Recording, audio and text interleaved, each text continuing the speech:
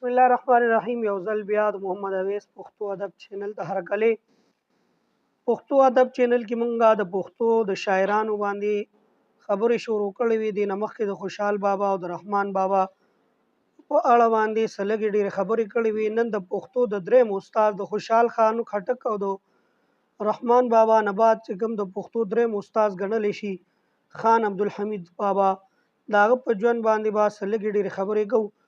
د ویډیو نه مخکې چا چینل نه وي سبسکرایب کړی چینل سبسکرایب کړئ، ویډیو لایک کړئ او نور ملګرو سره یې شیر کړئ چې داسې معلوماتي ویډیو ټول ناول تاسو ته در رسي. عبدالحمید بابا د پېښور نه 8 میله لرې د باړې په تپه کلي کې چې ماشوګوګړ یو کلی دی، په هغې کې چې د هغه ځای خلک ورته ماشو وایي، په هغې کې پیدا شوی دی. او کله پیدا شوی دی نو د پیدایش نیټه پوره معلومه نه ده، خو ښاغلی سید انوارالحق صاحب وایي چې دی د 1075 نه والې 1080 هجرا ترمنځ پیدا شوی دی. او د مرګ په هکله باندې مستشرق کوم چې مشهور مستشرق دی میجر راورټي، هغه وایي چې دی په 1145 هجرا کې وفات شوی دی. د دې تحقیق مطابق د عبدالحمید خان بابا عمر هغه تقریبا 95 کالو پورې 65 نه تر 90 کالو پورې جوړیږي. حمید بابا ته د شاعري چې کومه وه نو دا د تخیل، صنایع، بدایع، تشبیهات او استعاراتو په لحاظ باندې ډېره اوچته شاعري ده. ډېر بلند تخیل او نازکۍ په وجه ورته د پښتو ژبې بیدل ویل کېږي او ځینې شاعران ورته د نازک خیالۍ په وجه موشګاف هم ویل دی. لکه پیر محمد کاکړ وایي چې فصل دویم موشګاف عبدالحمید دی، فصل دویم شګاف عبدالحمید دی چې اوه ښه نازک نکته دان شعر. حمید بابا یو عالم شاعر او په عربی او پارسی ښه عبور لرو او د دې اندازه ته دې نه کېږي چې نیرنګ عشق او کیسه د شاه او ګدا او شرع الاسلام د پارسی شاعرۍ نه پښتو ته ترجمه کړي دي.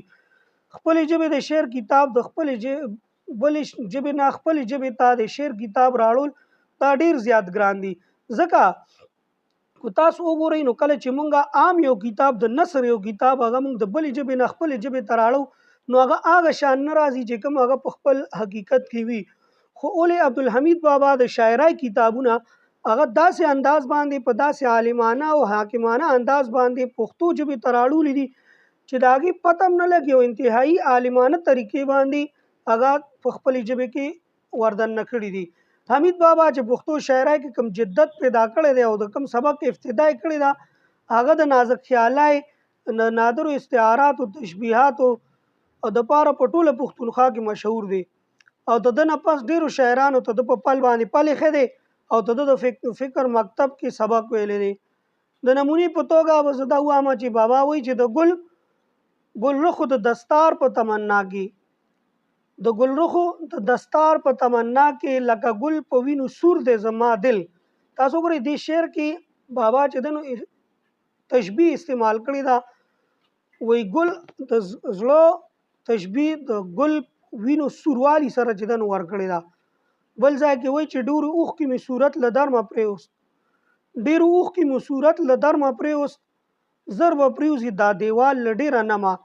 نو دا د عبدالحمید بابا امتیاز و چې هغه ډېر زیات استعارات او تشبیهات په خپله شاعرۍ کې استعمال کړي دي.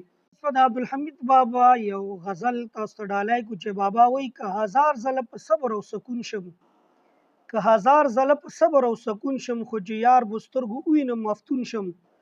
نیم جواب د ترکو نشم ورکولی که په عقل ارسطو یا افلاطون شم.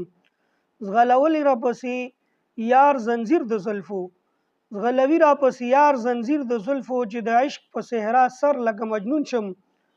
د مهرو یو خوا نه نه کړم له خوا لرې که هر څو لکه فلک سر او زنګون شم. چې دم له غمه نه خیجي په عشق کې، چې دم له غمه نه خیجي په عشق کې، حق حیران د عاشقانو په ژوندون شم. د نرګس په څېر له مخه د ګل رخو، د نرګس په څېر له مخه د ګل رخو، سترګوکوزې کړم له شرمه سرنګون شم. چې د عشق په جهل ځان وجني ناصحه، چې د عشق په جهل ځان وجني ناصحه، کاش که زه عبدالحمید هغه پښتون شم. که دې غزل ته تاسو وګورئ نو په دې غزل کې عبدالحمید بابا چې کوم هغه خپل ممتاز او اعلی شان دی د استعاراتو د تشبیهاتو کوم استعمال په یو جدا انداز کې په یو نوي انداز کې کړی دی چې د بل شاعر په کلام کې ډېر په ګرانه موندی شي. دا د عبدالحمید بابا چې دی نو ځان لا یو جدا او لوړ مقام و.